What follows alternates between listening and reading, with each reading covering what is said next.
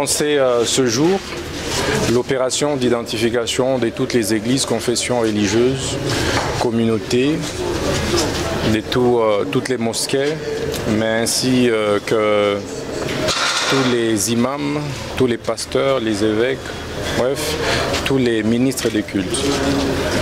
Cette opération va s'étendre pendant 3 mois et Kinshasa est choisi comme site pilote.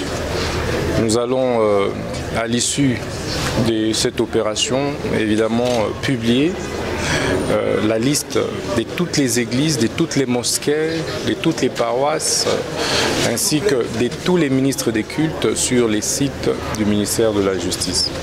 Mais après chaque identification, le ministère de la Justice remet un permis d'exercice des cultes, qui est une carte d'une validité de 5 ans qui va permettre d'identifier et localiser chaque pasteur, chaque religieux, chaque évêque partout où il se trouvera.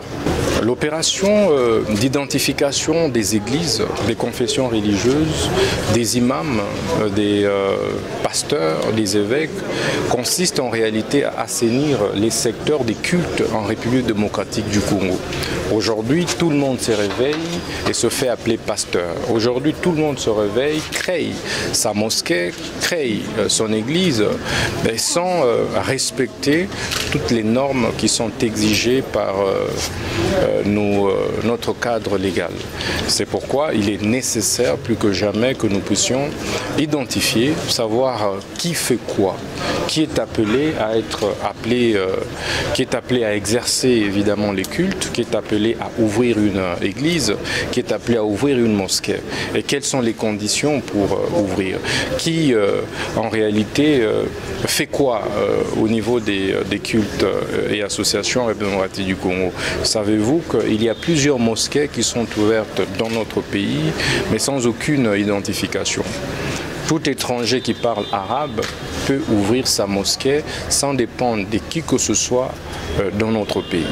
Il y a aussi des pasteurs étrangers qui viennent, ouvrent leurs églises sans se faire identifier auprès de qui que ce soit. Des ONGD internationales, n'en parlons pas.